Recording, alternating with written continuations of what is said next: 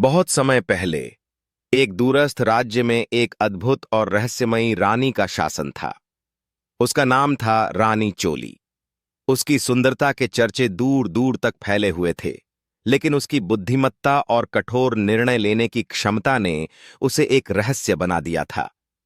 रानी ने अपने विवाह के लिए 4 ऐसी शर्तें रखी थीं जो सुनने में ही असंभव लगती थीं। लोग कहते थे कि इन शर्तों को पूरा करने में असफल रहने वाले 108 राजा और राजकुमार अब तक उसके महल में कैद हैं।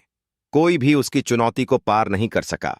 लेकिन फिर एक दिन राजा विक्रमादित्य, जो अपनी वीरता और न्यायप्रियता के लिए प्रसिद्ध थे, इस चुनौती को स्वीकार किया। यह कहानी न केवल रोमांचक है, बल्कि भावनाओं और बुद्धिमत्ता से भरी हुई है। आइए इसे गहराई से समझते हैं। पहली शर्त, ढोल बजाने का साहस। रानी की पहली शर्त थी कि जो भी उससे विवाह करना चाहता है, उसे महल के बाहर रखे विशाल ढोल को बजाना होगा।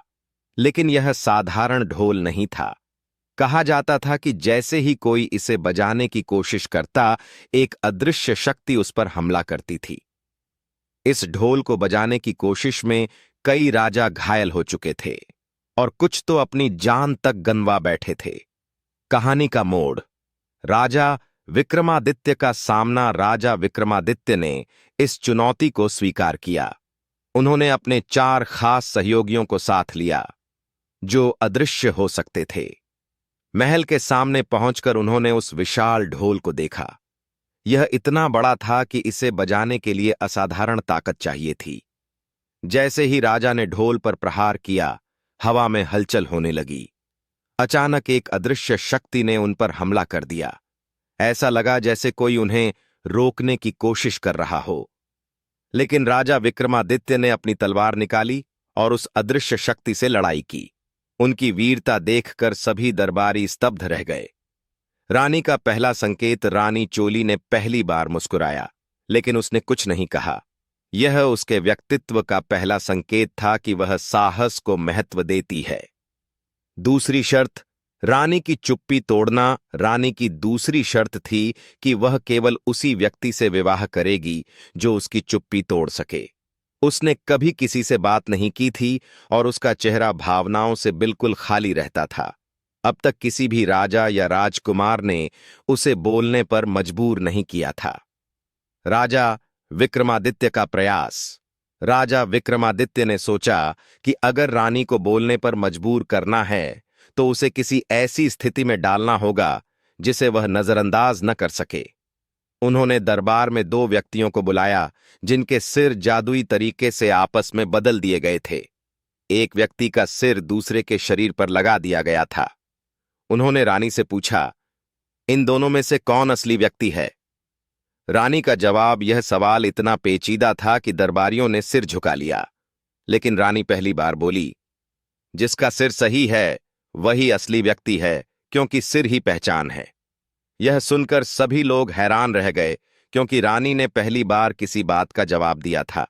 भावनात्मक मोड़, उस पल राजा विक्रमादित्य ने महसूस किया कि रानी सिर्फ एक कठोर महिला नहीं है, वह न्यायप्रिय और बुद्धिमान भी है।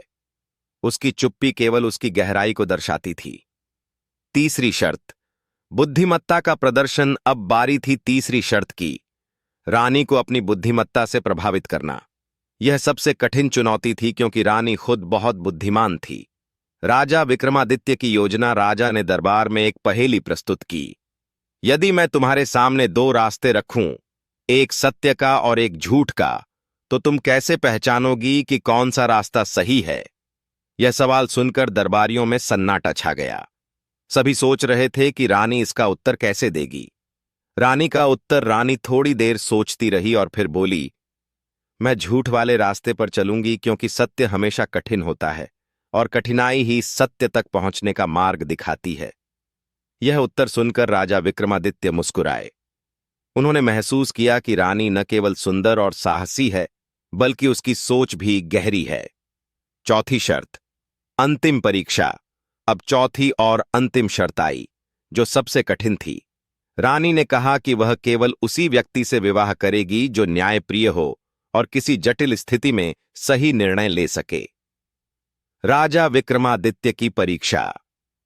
राजा विक्रमादित्य ने दरबार में एक ऐसी स्थिति उत्पन्न की जिसमें दो लोगों के बीच संपत्ति विवाद था। दोनों पक्षों के तर्क इतने मजबूत थे कि निर्णय लेना लगभग असंभव लग रहा था। रानी का न्याय जब रानी से पूछा गया कि सही निर्णय क्या होगा, उसने कहा, जिसके पास सच्चाई है वही जीतता है। संपत्ति केवल बाहरी चीज है, सच्चाई ही असली अधिकार देती है। यह सुनकर राजा विक्रमादित्य प्रभावित हुए, क्योंकि यह निर्णय न केवल तर्कपूर्ण था बल्कि भावनात्मक रूप से भी सही था। अंतिम मोड़, रहस्य का खुलासा। जैसे ही राजा विक्रमादित्य ने चौथी शर्त पूरी की और ढोल पर दोबारा प्रहार किया, कुछ अजीब हुआ। रानी चोली अचानक पत्थर की मूर्ति बन गई। दरअसल वह एक श्रापित आत्मा थी जिसे केवल सच्चे साहसी और न्यायप्रिय व्यक्ति द्वारा मुक्त किया जा सकता था। राजा विक्रमादित्य ने न केवल अपनी बुद्धिमत्ता से इस श्राप को तोड़ा, बल्कि 108 कैद राजाओं और राजकुमारों को भी आजादी दिलाई। भावनात्मक संदेश इस कहानी में साहस, धैर्य और न्याय का महत्व दिखाया गया है। राजा विक्रमादित्य ने न केवल अपनी वीरता साबित की, बल्कि यह भी दिखाया कि सच्चा राजा वही होता है जो दूसरों के लिए न्याय करे और उन्हें स्वतंत्रता दिलाए। क्या आप भी ऐसी चुनौतियों का सामना करने के लिए तैयार हैं?